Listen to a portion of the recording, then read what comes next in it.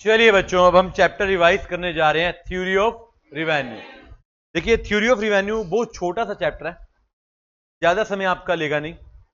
इसमें रिवेन्यू के टाइप्स बताए गए mainly. Total revenue TR, average revenue AR, marginal revenue MR. बच्चों, टोटल रिवेन्यू होता क्या है? The sum total of amount receive from sale of and services.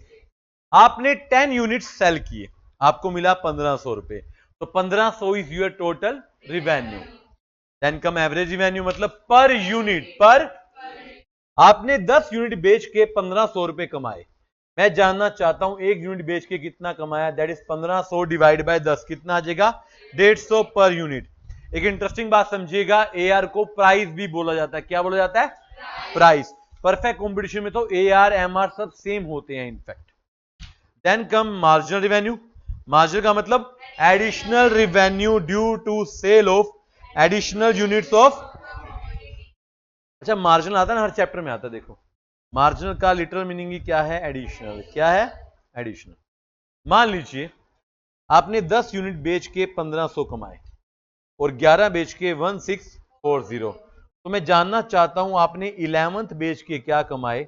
It will become 1640 minus कितना बचेगा? 140। तो फॉर्मूला क्या है बच्चों? M R of N is equal to T R N minus T R N minus 1, या फिर delta T R divide by. What does delta stand for? ये अब इन दोनों में से कौन सा फॉर्मूला लगाना चाहिए मुझे? दोनों में से कोई भी लगा लो, बट कॉमोडिटी का डिफरेंस एक से ज्यादा हो तो सेकंड इज प्रेफरेबल। कौन सा? और यहां पे एक फॉर्मूला और क्रिएट कर देता हूं मैं, हमेशा की तरह टोटल को मार्जिनल का समीशन बना देते हैं। T R is equal to summation of M R. देखिए एक डायग्राम, टी आर दिख रहा है आपको?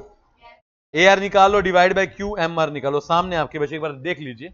वैसे आपने अपने हाथ से कर रखा होगा नोटबुक, फिर भी देख लीजिए। और लास्ट में देखना जो टी आर होगा वो एम आर के समीशन के। ये ना देख लो, इसका मैं डायग्राम बनाना दिखाऊंगा बाद में, ठीक है?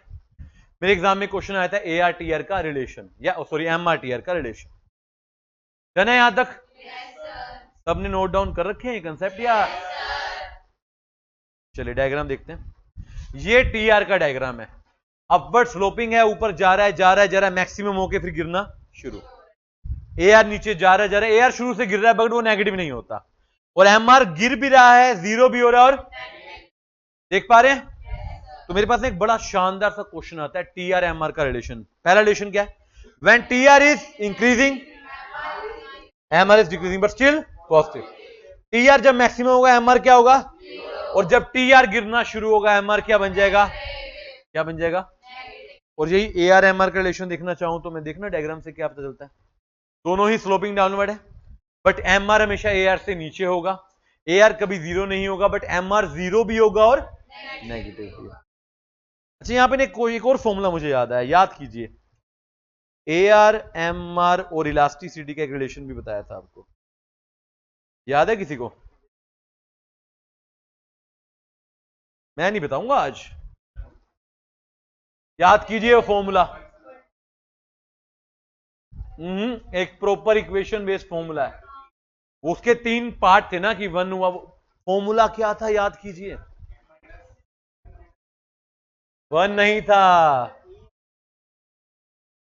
किसका फॉर्मूला है? फॉर्मूला वेरीफाई कर लो, वेरीफाई कर ले।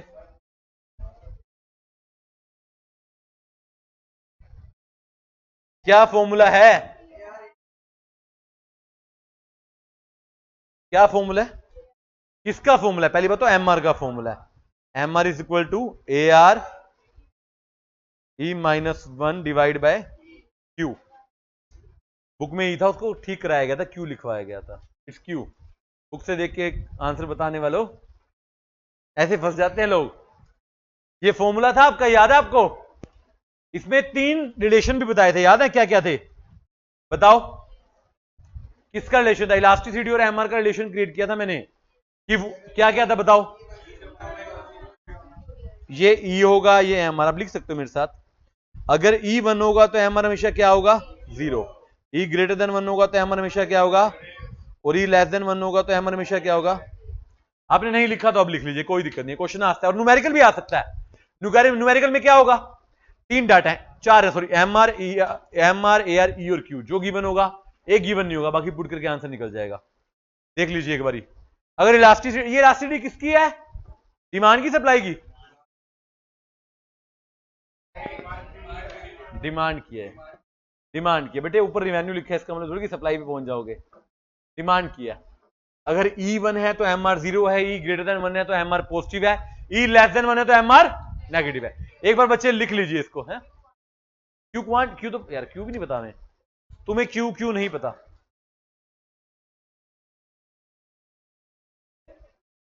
लिख लिया बच्चे?